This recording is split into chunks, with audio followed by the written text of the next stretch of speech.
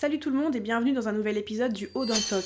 Aujourd'hui on se retrouve avec deux nouveautés. D'abord, les murs de ma nouvelle chambre sont peints, et ensuite j'ai eu un trépied avec une ring light à Noël. Donc mon setup devient petit à petit un peu moins artisanal et je n'aurai plus jamais un éclairage pourri. Mais ce n'est pas le sujet de l'épisode d'aujourd'hui. Le sujet c'est Pocahontas le musical. C'est une comédie musicale sur Pocahontas, à destination des enfants et qui se joue en ce moment au théâtre de la Gaîté Rive Gauche à Paris.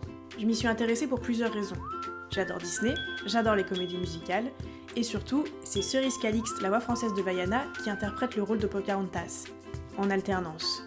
Et plot twist, les dates ont été changées et finalement, c'est Meva Andria que j'ai vue dans le rôle principal. Mais est-ce que ça a changé mon expérience ? On va en parler. Je vais commencer par l'écriture du spectacle. L'intrigue est régulièrement entrecoupée de passages de narration assurés par deux grenouilles rigolotes ou par de la vidéo. Les grenouilles enchaînent les blagues et les références. En général, j'ai tendance à trouver que trop de ref tue la ref, surtout dans un univers anachronique ou fantastique, mais là j'ai trouvé que c'était assez bien dosé. Bon, on souffle sur la partie karaté, ya, kung fu panda. Par contre, j'ai beaucoup ri à la partie sur Marseille avec l'accent de Maïté et la référence à Bande Organisée. Mention spéciale à la blague sur le dramaturge Corneille et le dessin animé Corneille et Bernie qui est plutôt tombé à plat dans la salle mais qui m'a fait beaucoup rire. Les enfants étaient trop jeunes pour comprendre et leurs accompagnateurs trop vieux. Ensuite, la mise en scène que l'on doit au frère Safa. Les décors reposent sur des accessoires et beaucoup de vidéos.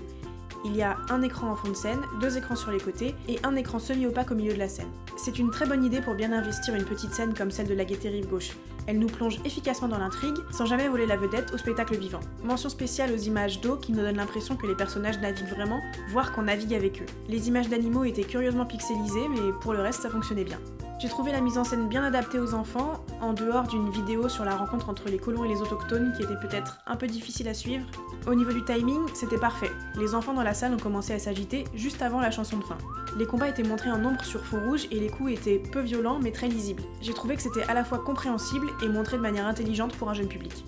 Au niveau des chansons, c'était très inégal. La plupart se ressemblaient et ne m'ont pas du tout marqué, en dehors de Wingapo, la chanson de bienvenue que la troupe fait reprendre aux enfants à la fin du spectacle, et de l'alphabet des grenouilles, qui était très drôle et très énergique, même si elle ne sert absolument pas à l'intrigue. Les chorégraphies, en revanche, étaient toutes très sympas et dynamiques.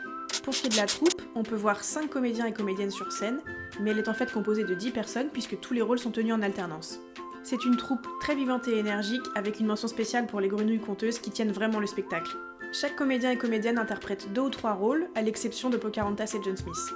En plus de la troupe, une musicienne est présente en permanence sur scène pour jouer des percussions ou de la flûte par-dessus la bande-son enregistrée.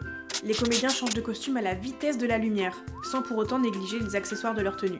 Les tissus des costumes étaient très fins, alors en tant que comédienne qui a souvent eu trop chaud sur scène, j'ai trouvé ça intelligent, mais en tant que spectateur, ça m'a semblé un peu cheap. Un détail m'a fait tiquer. Une des comédiennes qui interprète la chef de la tribu, une des 2 grenouilles et un marin avait une manucure rouge très voyante. En tant que spectateur, j'ai trouvé que ça faisait production amateur. Mais en tant que comédienne, ça m'a fait rire parce que même sur une production semi-professionnelle à laquelle j'ai participé, j'ai déjà vu ça. On arrive maintenant à un point essentiel si on parle de l'histoire de Pocahontas, c'est la représentation de la colonisation et des cultures natives américaines. L'histoire de ce musical s'éloigne heureusement de celle de Disney. Le spectacle s'efforce de donner une image négative de la colonisation et justifie la relation entre John Smith et Pocahontas par la personnalité particulière de John Smith. Il ne serait pas à l'aise parmi les colons et serait contre leur entreprise. D'ailleurs, son capitaine lui reproche constamment de manquer de cruauté et d'avoir trop d'empathie.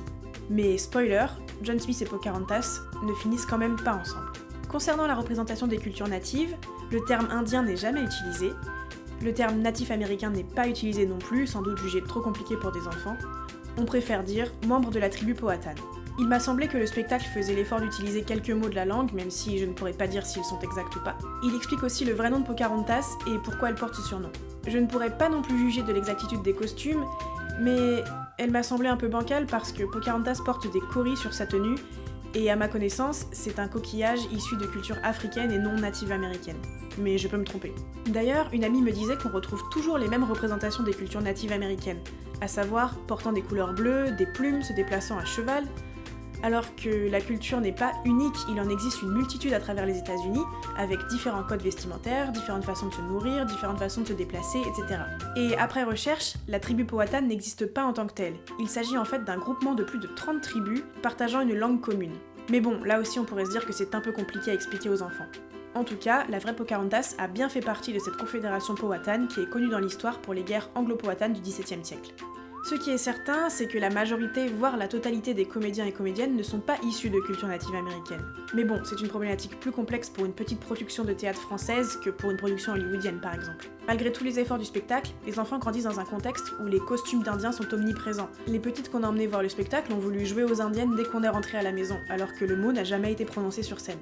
Pour conclure, Pocahontas le musical est globalement un spectacle de qualité. Mise en scène, jeu, chant, danse, tout est solide, en dehors de la petite faiblesse sur les costumes. C'est un spectacle bien adapté aux enfants et aussi agréable pour les adultes. Mais la question que je me pose quand même, c'est est-ce que Pocahontas était l'histoire la plus pertinente à raconter ? Est-ce que d'autres récits n'auraient pas été plus appropriés ? Le spectacle semble faire un premier pas vers une meilleure représentation des cultures natives américaines, mais est-ce qu'il va assez loin ?